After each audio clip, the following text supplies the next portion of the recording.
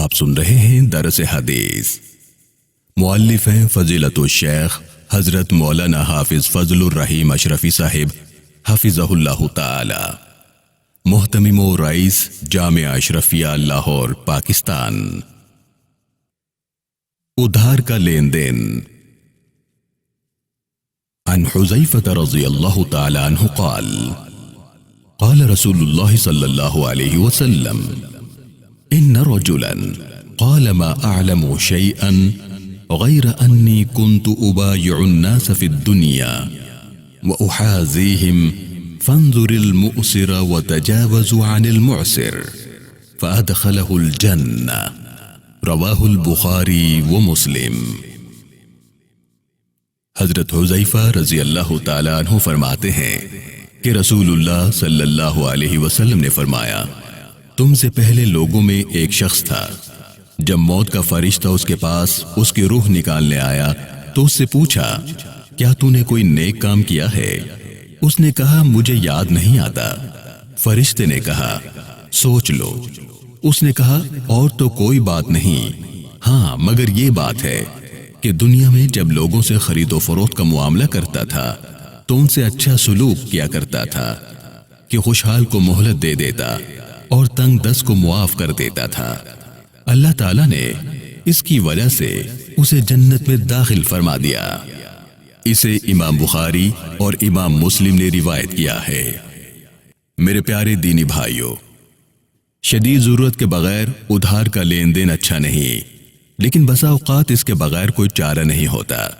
اس لیے جہاں تک ہو سکے ہر شخص قناعت اور کفایت شعاری سے زندگی گزارے اور قرض یعنی ادھار لین دین سے بچا رہے۔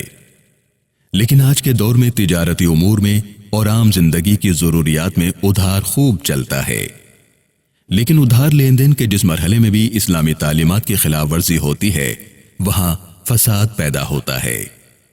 چنانچہ اسلام نے ادھار کے معاملے میں جو تعلیمات دی ہیں ان کو دو حصوں میں تقسیم کیا جا سکتا ہے۔ ایک طرف تو اسلام نے ادھار دینے والے یعنی قرض خواہ کے لیے اصول بتائے ہیں، دوسری طرف ادھار لینے والے یعنی مقروض کو آداب سکھلائے ہیں۔ ادھار دینے والے کے لیے اسلام نے یہ آداب و اصول بتائے کہ وہ اپنے ضرورت مند بھائی کو جب قرض حسنہ یا سودا ادھار دے تو اگر وہ تنگ دست ہے تو اسے مہلت دے، اگر وہ اتنا مفلس ہے کہ ادا نہیں کر سکتا تو اسے معاف کر کے اپنے پروردگار کے ہاں نیکیوں کا خزانہ جمع کر لے۔ اللہ تعالیٰ نے فرمایا، اگر ادھار لینے والا تنگ دست ہے تو اسے فراخی تک مہلت دو، اور اگر معافی کر دو تو تمہارے لیے بہت ہی بہتر ہے۔ رسول اکرم صلی اللہ علیہ وآلہ وسلم نے مہلت دینے کی ترغیب دیتے ہوئے فرمایا، جس شخص کا کسی پر حق ہو اور وہ اسے مہلت دے تو اس کے لیے ہر دن کے عوض صدقے کا ثواب ہے۔ ایک اور ارشاد نبوی ہے، جس کسی کو یہ بات اچھی لگتی ہے کہ اللہ تعالیٰ اسے قیامت کے دن کی سختیوں سے بچا لے تو اسے چاہیے کہ تنگ دست مقروض کو مہلت دے یا اسے معاف ہی کر دے۔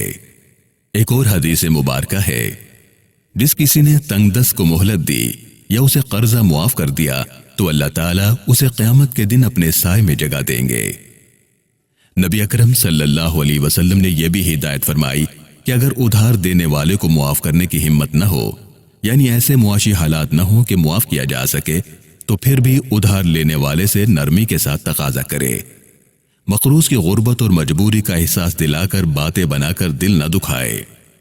میرے پیارے بھائیوں، صحیح بخاری میں ارشاد نبوی ہے کہ اللہ تعالیٰ رحم کرے اس شریف انسان پر جو جب بیچے اور جب خریدے اور جب ادھار کا تقاضا کرے تو نرمی کرے اور درگزر سے کام لے۔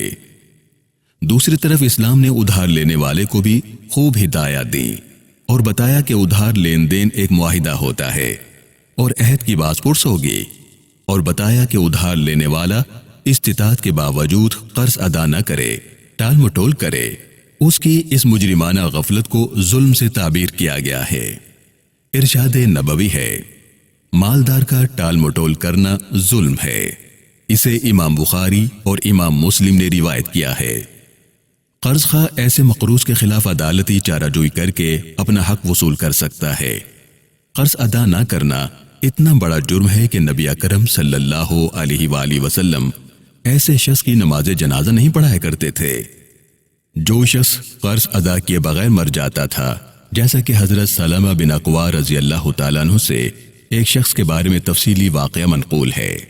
جب اللہ تعالیٰ نے فتح مکہ کے بعد دنیاوی رحمتوں کے دروازے امت پر کھول دیے تو نبی صلی اللہ علیہ وسلم خود غریب امتیوں کا قرض ادا فرما دیتے۔ بخاری شریف جلد دوم صفحہ 999 میں ہے کہ جب اللہ تعالیٰ نے آپ صلی اللہ علیہ وسلم پر فتوحات کے دروازے کھول دیے تو آپ صلی اللہ علیہ وسلم نے اعلان فرمایا، میں مسلمانوں کو ان کی جانوں سے بھی زیادہ محبوب ہوں۔ ان مومنین میں سے جو مر جائے اور قرضہ چھوڑ جائے تو اس کی ادائیگی میرے ذمے ہے، اور جو کوئی مال چھوڑ کر وفات پا جائے وہ مال اس کے وارثوں کو ملے گا۔ اس سے یہ بات معلوم ہوتی ہے کہ اگر مقروض قرض ادا کیے بغیر انتقال کر جائے اور کوئی ایسی جائیداد یا سامان نہ چھوڑ جائے جس سے قرض کی ادائیگی کا بندوبست کیا جا سکے، تو پھر اسلامی مملکت کی ذمہ داری ہے کہ وہ ایسے انتقال کرنے والے مقروض کے قرضے کی ادائیگی کا بندوبست کرے تاکہ وہ مقروض آخرت کی بازپر سے بھی بچ جائے۔ آپ صلی اللہ علیہ وسلم نے کئی ارشادات میں قرض کو ناقابل معافی جرم قرار دیا ہے، حتیٰ کہ شہید سے بھی قرض کا مطالبہ ہوگا۔ فرمایا، شہید کے تمام تر گناہ معاف کر دیے جائیں گے مگر قرض معاف نہ ہوگا۔ اسے امام مسلم نے روایت کیا ہے۔ حضرت شرید رضی اللہ تعالیٰ عنہ سے روایت ہے کہ رسول اللہ صلی اللہ علیہ وسلم نے فرمایا، دینے کی قدرت رکھنے والے کی ٹال مٹول یعنی تاخیری حربے اور بہانے پیش کرنا اس کی بے عزتی اور اس کو سزا دینا جائز کر دیتی ہے۔ اسے امام ابو داود اور امام نسائی نے روایت کیا ہے۔ میرے پیارے بھائیوں، اسلام نے ادھار لینے والے کو یہاں تک تاکید کی ہے کہ وہ وقت پر ادا کرے اور اچھے طریقے سے ادا کرے، جیسا کہ حضرت جابر رضی اللہ تعالیٰ عنہ سے روایت ہے کہ نبی کریم صلی اللہ علیہ وسلم نے مجھ سے 40,000 قرض لیے۔ جب مال آیا تو آپ نے میرا قرض واپس کر دیا اور فرمایا، اللہ تعالیٰ تیرے اہل اور مال میں برکت عطا فرمائے۔ بے شک قرض کا بدلہ شکریہ ادا کرنا اور قرض ادا کرنا ہے۔ قرآن حکیم کے احکامات اور ارشادات نبویہ کی روشنی میں ادھار لین دین کے جو آداب معلوم ہوئے وہ یہ ہیں۔ ادھار لین دین بغیر ضرورت شدید کے پسندیدہ نہیں۔ ادھار لین دین میں بھول چوک، بددیانتی، بے ایمانی اور جھگڑے کے احتمال کا دروازہ بند کرنے کی کوشش کی جائے۔ اس کے لیے بہتر یہ ہے کہ ادھار لین دین کی باقاعدہ دستاویز اور یادداشت تحریر کر لی جائے، جس میں تمام شرائط وضاحت سے لکھی جائیں، کتنی رقم کب واپس ہوگی، کب رقم دی، قرض دار خود لکھے یا کسی دوسرے سے لکھوا لے، پھر اپنے دستخط کر دے یا انگوٹھا لگا دے۔ زیادہ قرض لینے دینے پر 2 گواہ ضرور مقرر کرے، ان کے بھی دستخط کروا لیے جائیں۔ ادھار لینے والا ادھار لینے کے بعد بے فکر نہ ہو جائے، جلد از جلد ادائیگی کی فکر کرے، اپنے غیر ضروری اخراجات میں کمی کرے، جو ہی موقع ملے فوراً ادا کرے۔ ادھار لینے والا مقررہ مدت کے اندر اندر ہر حال میں ادا کر دے تاکہ آئندہ کے لیے اعتبار باقی رہے۔ ادائیگی بر وقت نہ کر سکے تو بجائے چھپنے اور شرمندہ ہونے کے قرض خواہ سے مہلت مانگ لے، اسے مطلع کر دے کہ کب دے سکوں گا۔ اب قرض خواہ ان ارشادات نبوی کو سامنے رکھے جو مہلت دینے پر اجر کا وعدہ ہے۔ قرض کی ادائیگی خندہ پیشانی اور خوش اسلوبی سے کرے، قرض دار کا شکریہ ادا کرے، قرض خواہ اس کا احسان مانے، اس کے لیے دعا کرے۔ ادائیگی کے لیے رقم کے موجود ہوتے ہوئے کبھی بھی نہ سوچے کہ پھر دے دوں گا، نہ قرض خواہ کو ٹالے کیونکہ یہ بڑا ظلم ہے۔ ادھار دینے والا لینے والے کو تنگ یا پریشان نہ کرے بلکہ اسے آسانی اور مہلت دے، اگر ہو سکے تو اس کا قرض معاف کر دے۔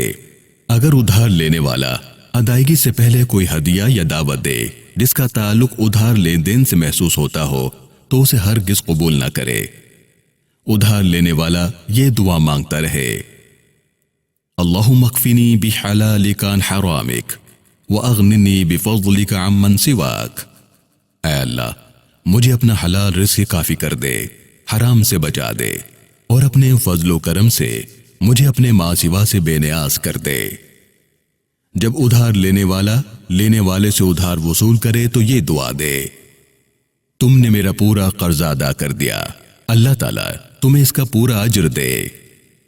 اللہ رب العالمین ہم سب کو ادھار لینے سے محفوظ رکھے، اور اگر مجبوراً لینا پڑ جائے تو اللہ تعالیٰ خوش اسلوبی سے ادا کرنے کی توفیق عطا فرمائے، آمین۔ والسلام علیکم ورحمۃ اللہ تعالی وبرکاتہ۔